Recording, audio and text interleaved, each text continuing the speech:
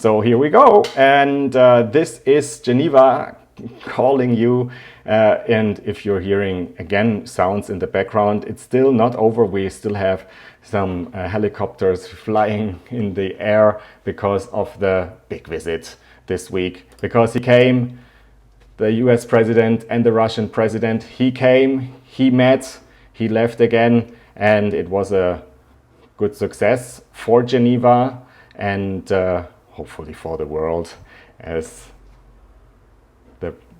Today we are talking about branding. How can you and your live video have the best possible impact with your idea that you're reaching out? And here there are some things that you can really work on behind and within, inside the camera that are super useful for you to do. And this is what we have looked at last week already when it comes to the studio. This is a studio setup that you could easily use with a 2-meter distance from your background wall or whatever this is. We will focus on that later, and with your camera and light setting. It's all fine.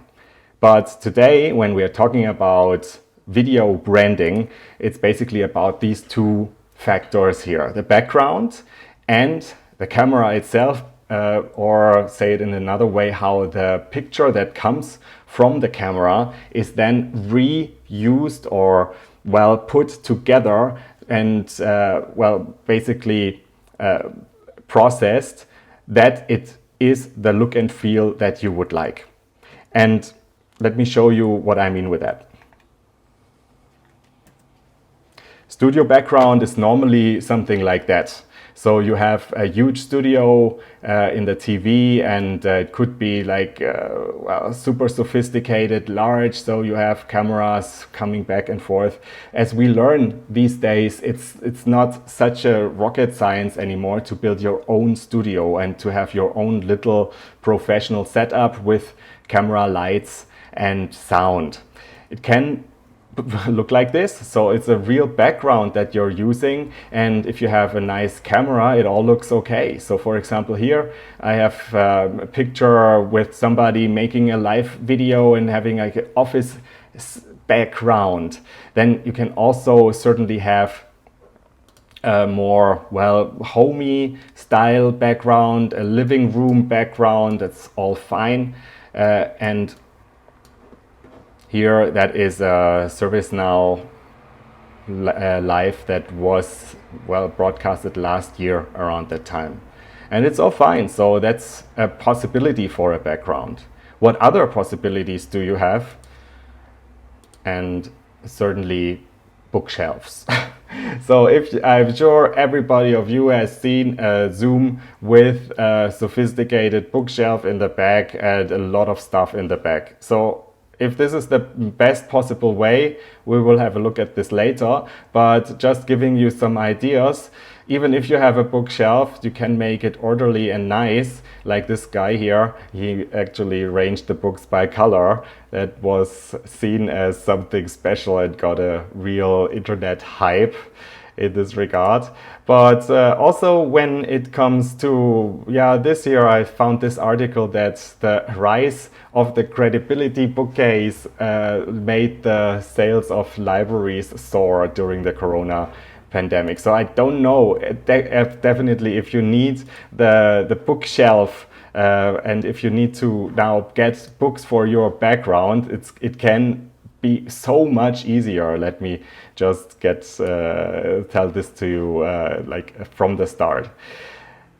And most important, I would say, is the background, because it gives you and it gives others a first impression from you. Like there is no, as we say, no second chance to get a first impression.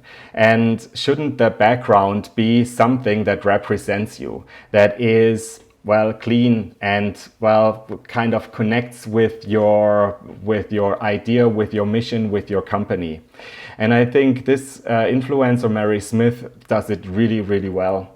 She has a background that is super tidied up. It has always nice flowers, some colors in the back, some some window even. That's sometimes not that easy to do with the lighting conditions, but her setup is just perfect.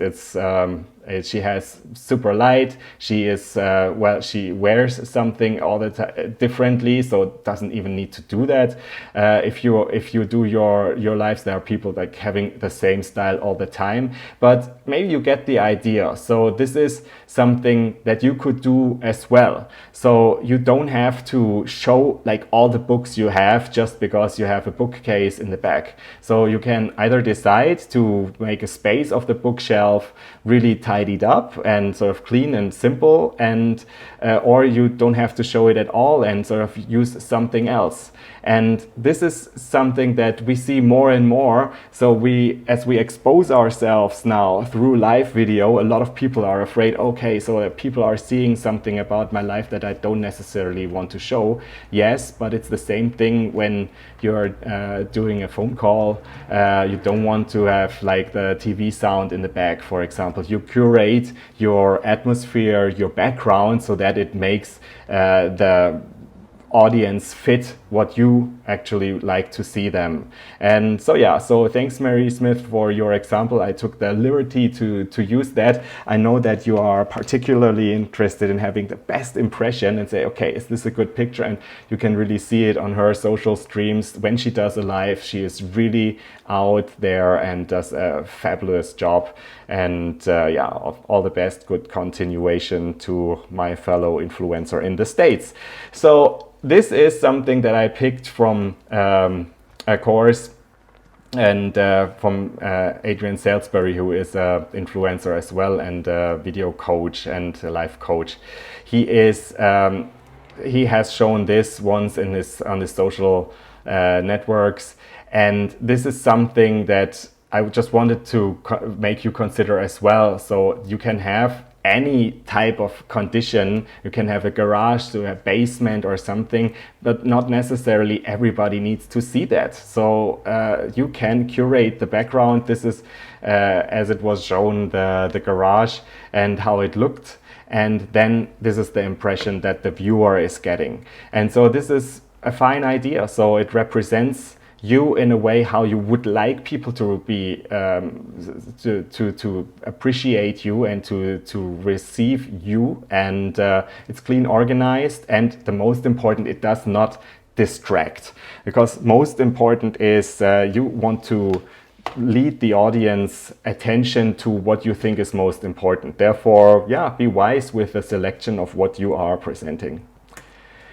So therefore, there are possibilities that if you don't have I would say the super villa that you also, or if you have the villa and you don't necessarily want to show how you live and you want to show something else that represents you a little bit better. So there are possibilities. There is the virtual background, for example, from Zoom. If you're doing a Zoom call, I am just sharing this little bit with you here, where I have already done a video on YouTube that you can find, how to change your background with Zoom. And so here I have a 60 minute timer that you can basically put in the background of the Zoom call, or you can also choose any other style.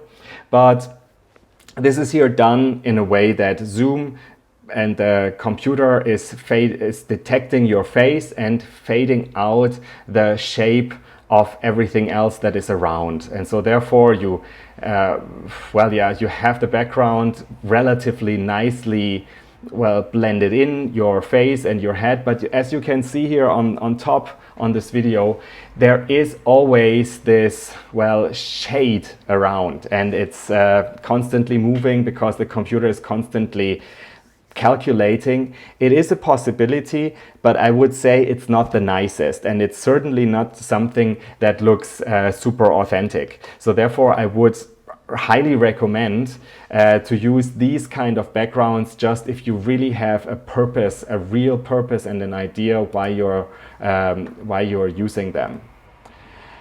Back to the presentation here is that you can certainly have a virtual background generated from Zoom, but you can also create your own virtual background or your own green screen background. And what you need then is a so-called green screen. This is how it looks like here. It's well, yeah, let me just show you. It's here. We have this here. It looks like this now. I am having a green background and showing this how it looks like right now. Also, if I am changing the webcam, you don't see it, but it's this thing here. It looks like quite gigantic here. But what you can do then is that you switch then this, what the people are seeing, with the background picture. And for example, this is a picture that I just took by myself. Here, this is just after this famous visit from the week here in Geneva. This Tuesday it was, yeah, Tuesday. That we had here this nice ambience here, and the jet d'eau, the fountain in Geneva was super wonderful. The flags were there. So I just took this picture. And if this is something that is representing me at this moment and I would like to show, so okay, so I can use it certainly as a background. And so this is something, of course, you can do with other things like your famous city or the city where you're from, or anything else like the institution you're working for that has a connection with you. And so therefore, just an idea, you can do something like this. You can also certainly have a little bit more movement in a picture, but you see already having some movement in the picture makes it a little bit difficult to follow, and you're automatically losing the attention. So this is the idea of having a virtual background or a green screen background as something that shapes what you would like to see the audience, or what you like to show the audience. Then there is another possibility. I just take the green screen background away again. So this could be another option, and something that I have done here in my little home studio. I am using a wall drop, like a special, painting, or a big poster that that I like and that I decided this is representing me. So this is how it looks like. It's here, this poster basically, that is a 3 by 2 meter poster. And you can have the same thing as well with, for example, brick background, with something else that you liked, and with your company colors, for example, with even your logo that is printed on there. So there are so many possibilities, and it's just so much better than this ugly bookshelf with books that people have to see, and where people basically lose focus when they see you. And just as a fruit of thought, this is, for example, something where you can have like a studio setup that I've seen with a certain backdrop. Even it has on the poster the lights, so it should make the impression, of course, that there is maybe something photography going on or something here. If you're really in flowers, or if you are a flower shop or something, this could be something. It's at least something that represents you. If you have or if you really want like people, if you to see what you like, a nice background, that is something. And then I would say with the backgrounds, it's always possible and always good to have something that you don't focus too much. So it's not so easy to get distracted if you have, for example, a background that is looking a little bit like this. So yeah, what background do you like actually? So send me a message. Happy to discuss with you what's your favorite is. So, and of course, feel free to send me your comment here, Facebook, on YouTube. So all appreciated. Hold on, I will just make a quick check, and I think we are all good here. Just checking. But yeah, I see 3 people are watching, all is fine. Just didn't receive any comments so far. Just wanted to check if everything is okay with this here, with this presentation. So this is about the wall drop. So we have now 3 possibilities. We have a real background, so your super kitchen or whatever, if you like to associate it, your living room or your office, that is real. And so often we have a great background that represents us and where we work, and we don't use it. So therefore, this is always the first choice. Go for real. We are live. This is to be authentic, and then give people the curated but nice look that represents you.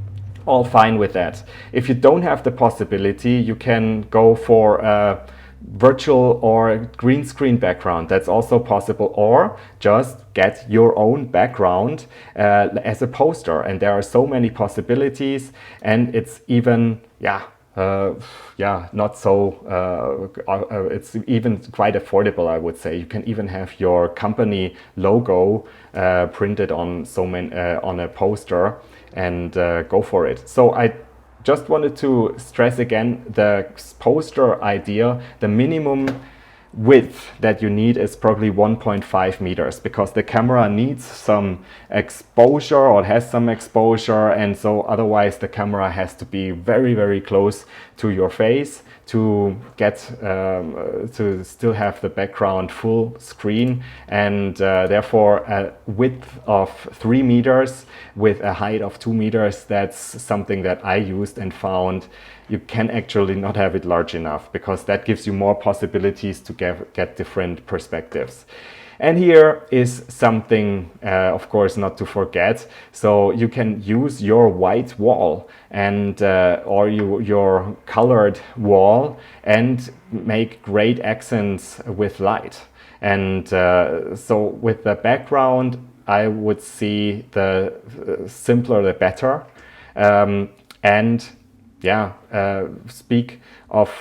Speaking of backgrounds, reality kills virtuality in this regard. So you have always a better picture if you don't have to have like these green screen stuff here, because green screen is also not 100% okay. So there is always the idea that you might lose like sharpness in your picture, and also the light that is in the background is different than the light that you are in your little home studio. So therefore, yeah, think about that.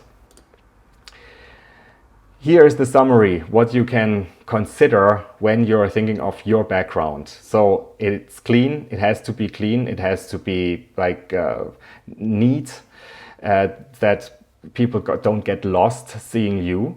It is good to have a balanced light condition. Less is more, and reality is better than anything that is virtual. So if you have your workplace, go for it. Go for this real thing, because people certainly also want to see something real. Now we have the question of before the camera. So what do I mean with that? Before, or the camera off, or the question of what is happening with the camera, with a signal that you are basically sending out with your live stream, because the camera is having now is sending out one picture, and that's fine. And so with the native app, if you're going live, this is the picture that is sent to Facebook right away. But if you are using a software that is streaming, and like there are so many possibilities out today, you have the possibility to curate this picture with overlays, and especially with let's say virtual with a virtual logo, or with something that is on top of that. And this is the idea of having a virtual camera, because this virtual camera is a signal that is created and then imported into each device that you would like to stream with, or each program. And this could be, for example, Zoom.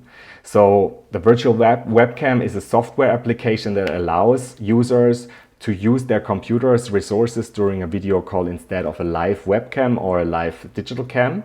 In other words, users can place images, videos, and other sources as their primary output during such a video call.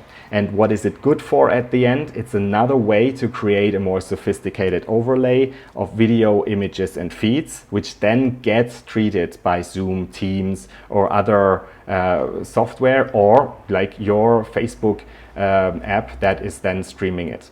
And it's basically your webcam signal that you find in Zoom, for example. And let me just demo here something for you. Now it's really time for some demos. First, there is the question of what's a virtual camera? A virtual camera is, for example, in OBS, it's an open broadcast software that everybody can download for PC and Mac, where you can you can import your picture.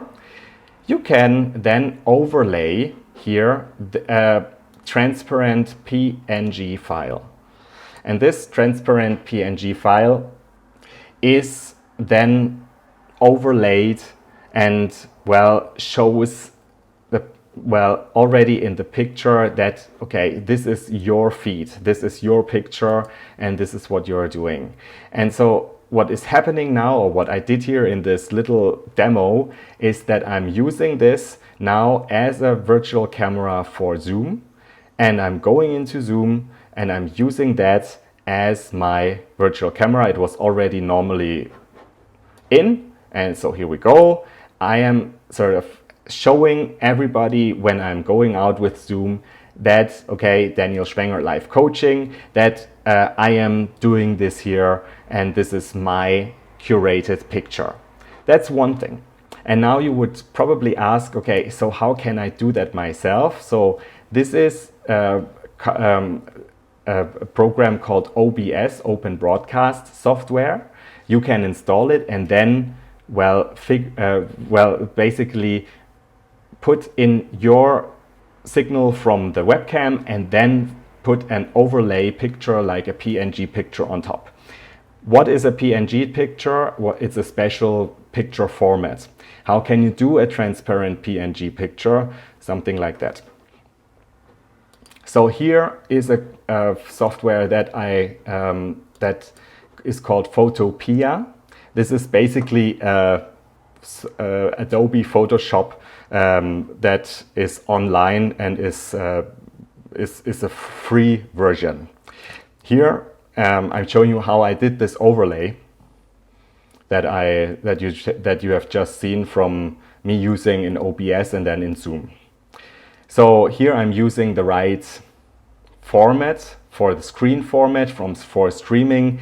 There is either the possibility to use HD, which is let's say 1260 by 720 as a pixel size, or there is full HD, which is 920 by 1080 pixels. So this is what I did here with this Photoshop version. I chose the right font. I'm always using this font, Open Sans, and then I typed what I wanted to type. Here we go. I put in everything that I wanted to do. And here comes what I did on the, let me show it to you here where the picture is. You have different layers and you have a white background. And what I did here is that I am erasing the background, the white background layer, and then I have a transparent background that I am saving here as a PNG. And then I can use this PNG as a background or a layer for such a virtual cam. And this is the same thing that I am doing when I am doing here, for example, the countdown timer that you saw at the beginning, where you have several backgrounds and stuff here and overlays. And for example, this here as well, this here is an overlay, demophotopia.com. This is what I put on top of the picture. The software that I'm using is called Ecamm, and this software certainly does the same job as OBS, but much better. And it also provides a virtual cam that you can then use for Teams or for Zoom calls, as you would like. Then you would like to consider a virtual cam for Zoom or for Teams, because the picture quality is so much better than the webcam, and you can curate the picture as you like. But then there is also the enhancement of showing, okay, this is what I'm doing. And this is, for example, here, the frame that I'm using. This is also a transparent PNG. I'm just putting this on top and you see it's my picture. And you can do that with your logo, for example. You can do that with a countdown timer, anything you want. And it makes makes you the leader of this broadcast, and you are curating the picture. And this is why I'm using the word curating the picture so often. Yeah, so this is all about the picture today. And if we're going back to the presentation, let me just start again from the start. What we did today is we were looking at the background and the camera to define the look and feel of your video and your live stream. And at the end, it is, of course, most important that you are feeling okay with what you are showing, and that you're feeling so at ease and relaxed, and you are able to get in touch with your audience. And this is where you're starting to be authentic and you're creating a real bond with your audience. And so this is my job and my mission, to help you to get into this position as quickly as possible, to be authentical and to be also successfully creating new bonds with your clients. And at the end, it's all on convincing your existing and prospective clients. And their live video is the thing where you can create engagement and video as such. But we will see that there are more and more people out in the market. And if you know how to use these tools, you will be fine with creating recorded videos, but going live as well and make a fantastic impression. So this is what this today's live is all about. And the idea is to get you bit by bit into this point of view, into this idea what you can do with live video. And if you are interested in more, so here you can subscribe to my YouTube channel. Here it is, that is, put me here, look at me, hello, hello. So this is the idea that you are becoming a live magnet of what you are reaching out with. And the YouTube channel is definitely a start where you can get more resources on what I have also been broadcasting in the past. Last week, for example, we were all talking about the light. So it's definitely something that is so important to get the right light, but it's always, it's only the start.